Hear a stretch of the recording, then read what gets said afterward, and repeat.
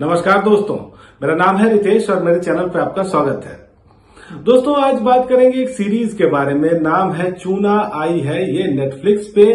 इसके डायरेक्टर हैं पुष्पेंद्र नाथ मिश्रा।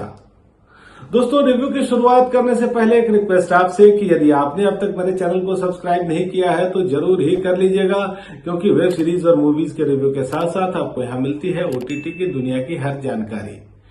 तो शुरुआत करते हैं स्टोरी लाइन से और हम देखते हैं अविनाश शुक्ला को। ये स्टेट में मिनिस्टर है, दबंग है, बाहुबली है और शहर ही नहीं सरकार भी इनके इशारे से चलती है।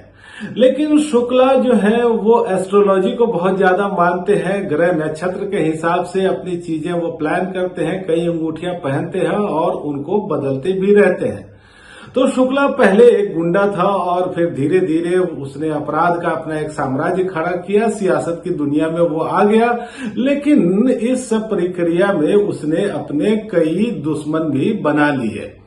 और फिर होता यह है कि शुक्ला के सताए हुए कई लोग एक साथ आते हैं। वो एक हाइस्ट की प्लानिंग करते हैं। शुक्ला के पास कहीं से बहुत सारे पैसे आ रहे होते हैं और ये लोग उस पैसे को उड़ा लेना चाहते हैं। उनको लगता है कि इससे शुक्ला को एक बड़ी चपत लगेगी। तो फिर क्या होता है इनके साथ? क्या इनकी प्लानिंग सफल होती है? क्या शुक्ला को चोट पहुंचाने में ये कामयाब होते हैं या नहीं होते हैं? इसी के इर्द गिर्द ये कहानी हमको इस सीरीज में दिखती है।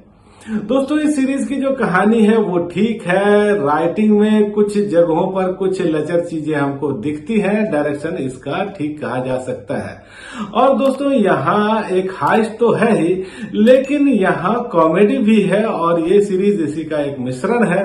तो हाइस्ट वाला पार्ट जो है वो थोड़ा बाद में आता है, लेकिन यहाँ जो कॉमेडी रखी गई है वो अच्छी है। जिस तरह के डायलॉग्स रखे गए हैं और जिस तरह के दृश्य कुछ क्रिएट किए गए हैं वो देखना अच्छा लगता है। और यहाँ कई सारे कैरेक्टर्स हैं और इन कैरेक्टर्स के जो आपसी इक्वेशन है वो भी काफी इंटरेस्टिंग है। हालांकि हर कैरेक्टर की अपनी एक कहानी है, उसकी एक दुश्मनी है शुक्ला से और उसकी एक वजह है। तो ये सब चीजें हमको यहाँ दिखती है और इन चीजों को काफी अच्छे से भी जगह दी गई है। तो जो कैरेक्टर आर्क है ये आपको यहाँ ठीक दिखता है। फिर यहाँ जो हाइस्ट है वो एक अलग अंदाज का हाइस्ट है। यहाँ कोई खून खराबा नहीं होता, लेकिन एक जबरदस्त प्लानिंग की जाती है। लेकिन अजीब बात यह है कि ये जो हाइस्ट है ये कभी बहुत ज्यादा थ्रिल पैदा नहीं करता। अब देखिए यहाँ कॉमेडी जो है वो भी आपको कई बार एक्स्ट्रा दिखती है। जैसे हम देख रहे हैं कि कुछ लोग हैं जो वीआर के माध्यम से हाइस्ट की प्रैक्टिस कर रहे हैं और वो हंसी मजाक में लगे रहते हैं। तो एक दूसरा कैरेक्टर है वो इनसे कहता है कि बी सीरियस गाइज। और हमें भी एज ए व्यूअर ये लगता है कि चलो अब तो सीरियस हो जाना चाहिए। इसके अलावा दोस्तों इस सीरीज की जो कहानी है वो काफी लंबी लगती है, काफी स्ट्रेस्ड लगती है और कुछ चीजें ऐसी लगती है जैसे या तो बहुत बचकानी है या बहुत ही सुविधा से कर ली गई है। जैसे एक कैरेक्टर यहाँ मर जाता है, बाद में पता चलता है कि वो मरा नहीं है और फिर नरेशन में हमको ये बताया जाता है कि चलो ये तो स्टोरी है और स्टोरी में ऐसा होता रहता है। तो ऐसी कई चीजें हमको दिखती है जो कि स्टोरी के हिसाब से ही होती हैं। अब जैसे यहाँ हम देखते हैं कि जब हाइस्ट हो रही है तो फिर जितने भी गार्ड हैं वो फिल्म देखने में बिजी हैं और जो सिक्योरिटी इंचार्ज है वो भी मजे ले रहा है। मतलब किसी को ये सेंस नहीं है कि उनकी जो जिम्मेदारी है वो रक्षा करने की है।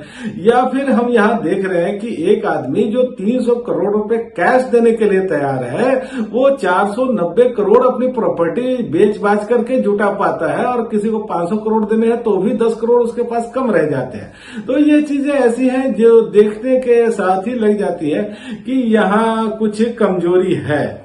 और दोस्तों देखिए यहाँ अरशद वारसी की आवाज हमको सुनाई देती है, नरेशन उनकी आवाज में है, तो कुछ तो ये ठीक लगता है। लेकिन एक वक्त के बाद आकर के ये बोर करने लगता है। जब हर एक दृश्य को यहाँ एलैबोरेट किया जाने लगता है तो हमें लगता है कि भाई कुछ चीजें हम समझ रहे हैं, जरूरत नहीं है कि आप हर जगह स्पून फीडिंग करवाते फिरें। दोस्तों अगर अदाकारी के हिसाब से देखा जाए तो जिमी शेरगिल है यहाँ, और जिस तरह का उनका कैरेक्टर है उन्होंने बहुत अच्छे ढंग से निभाया है। इसके अलावा असीम गुलाटी हैं, विक्रम कोचर, नमित दास, चंदन राय, ज्ञानेंद्र त्रिपाठी, मोनिका पवाल, अतुल श्रीवास्तव, तो इन सब ने अपना काम डिसेंटली किया है। तकनीकी तौर पे भी ये सीरीज ठीक ठाक है, हालांकि म्यूजिक का डिपार्टमेंट अगर थोड़ा और अच्छा रखते तो और अच्छा होता। 8 एपिसोड आए हैं इसके अभी, और ये एपिसोड 40 से 50 मिनट तक के हैं, और इस सीरीज में गाली गलौज का भरपूर प्रयोग किया गया है। तो आखिरी तौर पे अगर हम ये देखें कि क्या चूना ने हमको फिर चूना लगाया है, क्योंकि एक बार रिलीजिंग की डेट अनाउंस करके इसको टाल दिया गया था, लेकिन अब जब ये सीरीज रिलीज हो चुकी है तो हम कह सकते हैं कि चूना पूरी तरह तो नहीं लगाया है। कुछ चीजों को इग्नोर कर दे तो ये सीरीज देखने में अच्छी है, लेकिन अगर आप सोचे कि कोई चटक रंग निकल के भी आया है तो ऐसा भी नहीं है। तो मोस्ट ऑफ द पार्ट इस सीरीज को मैंने एंजॉय किया है, और इसीलिए जो मेरी रेटिंग है वो है 5 में से 3 की।